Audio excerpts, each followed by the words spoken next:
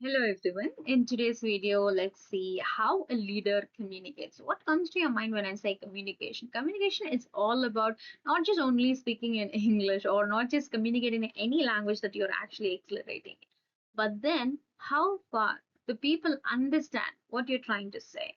How far do you have an impact when you speak? How far people tend to believe that what you speak is right. That's where a good communication is. So let's slowly decode how a leader perform as a great communicator or a speaker in the following video. The leadership and team communication. So as a good leader, I should have a good potential, so which it helps me to coordinate with my group or with my team, because poor communication most of the time leads to the miscommunication or failed communication. So let's segregate and see how communication plays a pivotal role in a teamwork and to have a proper collaborative skill. The first strategy that we're going to applicate in the leadership communication is 12% of the higher team productivity. It happens when you have a very clear communication skill. So the clear expectation and open dialogue reduces the misunderstanding, letting the team member to focus on the work instead of resolving the friction.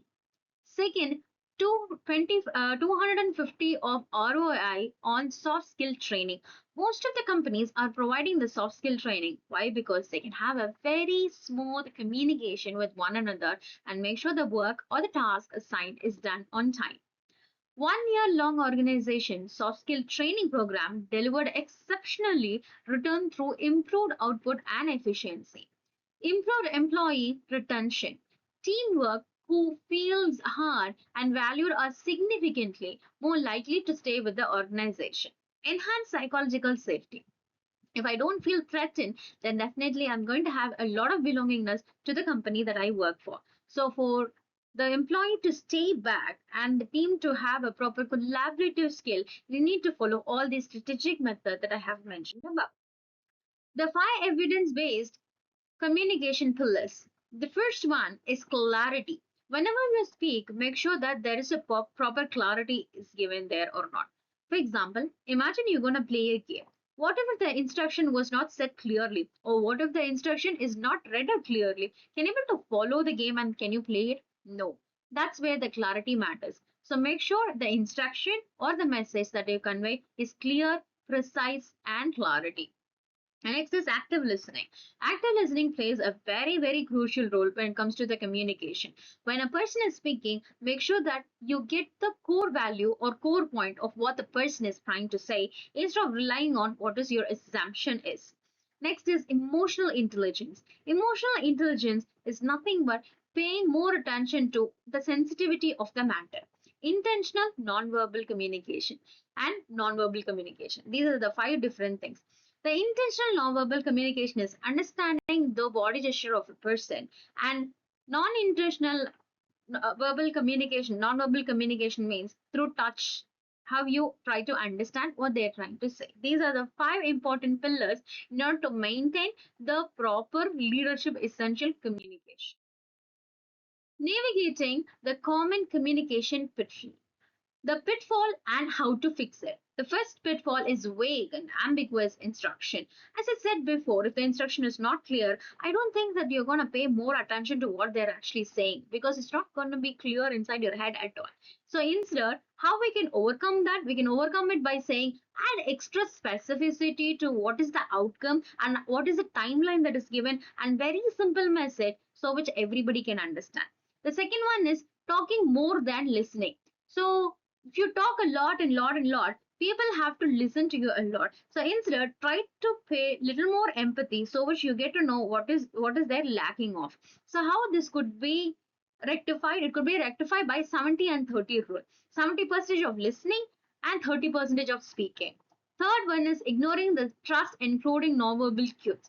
Completely ignoring the nonverbal communication. How could you rectify that?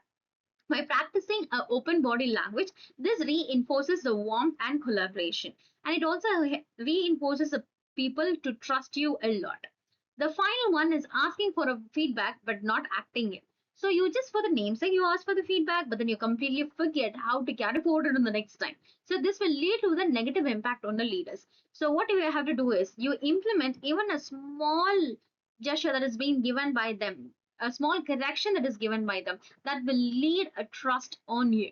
So people will rely on you. People will believe that any changes that I'm saying, it is heard, it is believed, and they are going to take. They're literally going to abide by what I'm going to say, or they're going to give me a space to talk. So try to listen to that.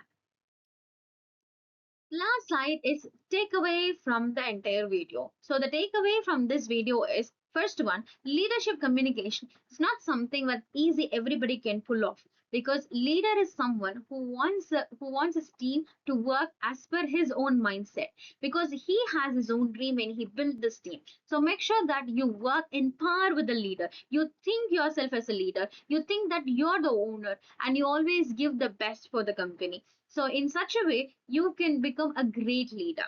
Then when you become a great leader, make sure that your employees is also treated in same way. Only then the belongingness will happen. The next one is the two way of communication, listening 70% and 30% of speaking. The final one is strong communication and strong leadership communication. Where it's going to lead to, it's going to increase the productivity of the company, the profit of the company, and it reduces the conflict, the cultural differences. So with this video, I believe that the leader out there who are exercising a poor communication can change your world by watching this video. Thank you so much for watching.